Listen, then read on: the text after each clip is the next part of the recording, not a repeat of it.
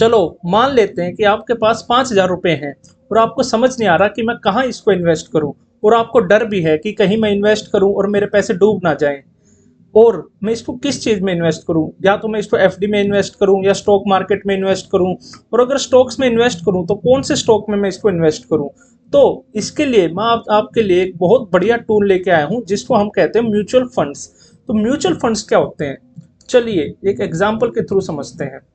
सबसे पहले mutual fund होता है कि ये म्यूचुअल फंड में क्या होता है कि बहुत सारे जो रिटेल इन्वेस्टर्स होते हैं उनका पैसे ये लोग इकट्ठे कर लेते हैं, और फिर इसको प्रोफेशनली एक फंड मैनेजर मैनेज करता है और उसको अलग अलग स्टॉक्स में डालता है। अब मैं आपको इसका दूसरा उदाहरण दूं तो सपोज करो कि आपके पास 1,000 रुपए हैं, और लेकिन आपको समझ नहीं आ रहा कि मैं कौन से स्टॉक में इसको इन्वेस्ट करूं। और अगर कई स्टॉक्स तो ऐसे होते हैं जिनकी वैल्यू ही 1,000 से ज़्यादा होती है, 2,000 है, कोई 3,000 है, लेकिन आप चाहते हैं कि मेरे पैसे उनमें भी लगे, लेकिन आपके पास इतने पैसे नहीं है कि आप सभी कंपनीज का एक एक स्टॉक खरीद सको। तो इसका भी सरल उपाय है म्यूचुअल फंड में इन्वेस्ट करना। तो म्यूचुअल फंड में क्या होता है कि इसमें बहुत सारे रिटेल इन्वेस्टर्स आते हैं, जैसे इन्वेस्टर 1 के पास है 5,000 रुपये, इन्वेस्टर 2 के पास है या 10,000 रुपये, 3 के पास 7, 4 के पास 8, 5 के पास है 10,000। तो टोटल इन्वेस्टमेंट इन पांचों की होगी 40,000 रुपये। अब ये क्या होता है, ये एक पूल बन जाता है एक मनी का, जिसको एक फंड मैनेजर जो है मैनेज करता है। ये फंड मैनेजर अपने एरिया में बहुत एक्सपर्ट होते हैं, इनको पता होता है कि कहाँ कौन सी कंपनी में क्या प्रॉफिट चल रहा है। वो उनकी मैनेजमेंट से ही बात करते रहते हैं कि आपका क्या प्लान है अगले साल का, ताकि वो डिसीजन ले पाए कि इस इनको ये पैसे इस कंपनी में डालने हैं या नहीं डालने हैं। और सबसे अच्छी बात तो ये होती है कि ये जो 40,000 रुपये हैं ये किसी एक स्टॉक में नहीं डालते हैं, ये अलग अलग स्टॉक्स में डालते हैं। जैसे इस पिक्चर में आपको दिख रहा है कि 40,000 रुपये से उसने कुछ शेयर्स ले लिए टीसीएस के, कुछ ले लिए रिलायंस के, कुछ ले लिए एचडीएफसी के, इन्फोसिस के, आईसीआईसीआई के वगैरह। तो इससे क्या होता है कि मान लेते हैं कि अगर आप डायरेक्ट इन्वेस्ट करते 40,000 रुपये सिर्फ टीसीएस में, और कल को टीसीएस में कुछ प्रॉब्लम आ जाती है, वो डूब जाता है, तो आपके 40,000 रुपये एक साथ चले जाएंगे। लेकिन इसमें क्या होता है, इसमें थोड़े थोड़े सबके शेयर लिए होते हैं, इसको डाइवर्सिफिकेशन भी कहते हैं। तो अगर मान लो कि टीसीएस में थोड़ा नुकसान हो गया आपको टीसीएस के स्टॉक्स में, लेकिन रिलायंस थोड़ा ऊपर चला गया तो आपको बैलेंस कर देगा, और एचडीएफसी भी मान लो ऊपर चला गया, इन्फोसिस थोड़ा नीचे चला गया, आईसीआईसीआई थोड़ा ऊपर चला गया, तो ओवरऑल जो होता है ये एक दूसरे को बैलेंस कर लेते हैं, और आपको ओवरऑल पॉजिटिव रिटर्न ही मिलता है ज्यादातर। तो ये फायदा होता है हमें म्यूचुअल फंड्स में इन्वेस्ट करने का।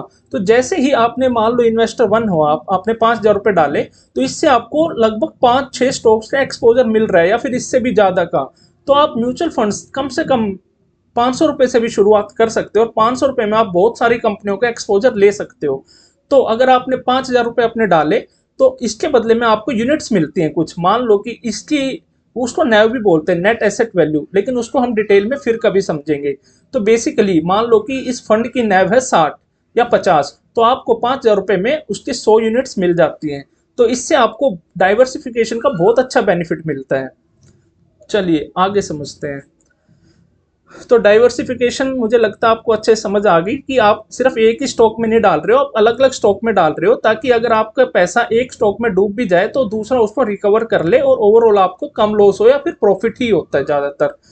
हालांकि ये गारंटी नहीं, लेकिन जो आज तक का रिकॉर्ड रहा है पिछले बहुत सालों का, इक्विटी मार्केट्स ने पॉजिटिव रिटर्न ही दिया है ओवर द ईयर्स, वो भी लगभग 12% के आसपास।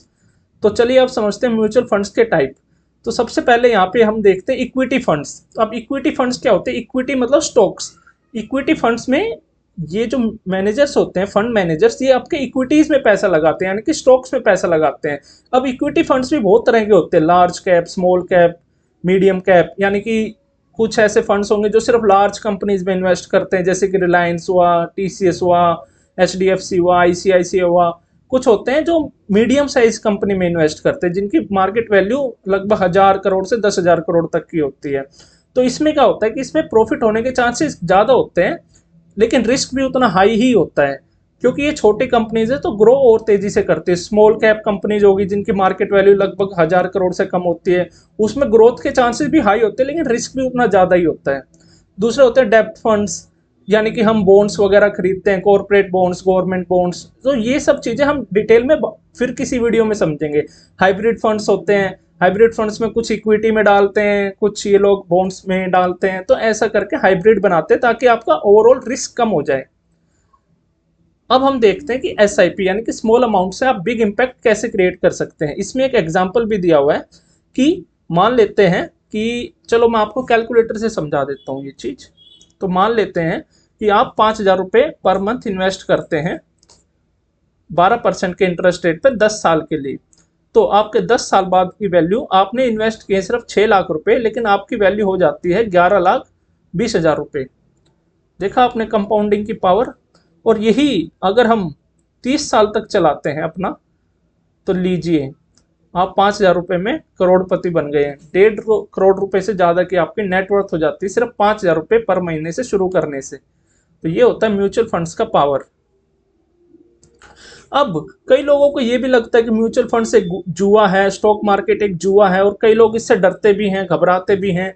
लेकिन अगर आपका पैसा कहीं प्रोफेशनली मैनेज हो रहा है तो उससे में ज़्यादा डरने की बात नहीं होती है, और ये लोग अपने फील्ड में काफ़ी एक्सपर्ट भी होते हैं। लेकिन हाँ, रिस्क तो होता है, गारंटेड रिटर्न कोई नहीं होता। तो अगर आपको ये वीडियो अच्छी लगी हो, सिंपल लगी हो, तो प्लीज़ मुझे लाइक और सब्सक्राइब कीजिए, कमेंट कीजिए कि आप किस म्यूचुअल फंड में इन्वेस्ट करते हैं या करना चाहते हैं। और अगर आप चाहते हैं कि मैं आगे वीडियोस बनाऊं स्टॉक्स के बारे में, मार्केट के बारे में, टाइप ऑफ म्यूचुअल फंड्स आपको सिखाऊं, कितने टाइप के म्यूचुअल फंड्स होते हैं, और हम कुछ म्यूचुअल फंड्स को लाइव अपनी क्लास में, अपनी वीडियो में जो है एक्सप्लोर करें, तो प्लीज़ मुझे लाइक और सब्सक्राइब कीजिए। Thank you.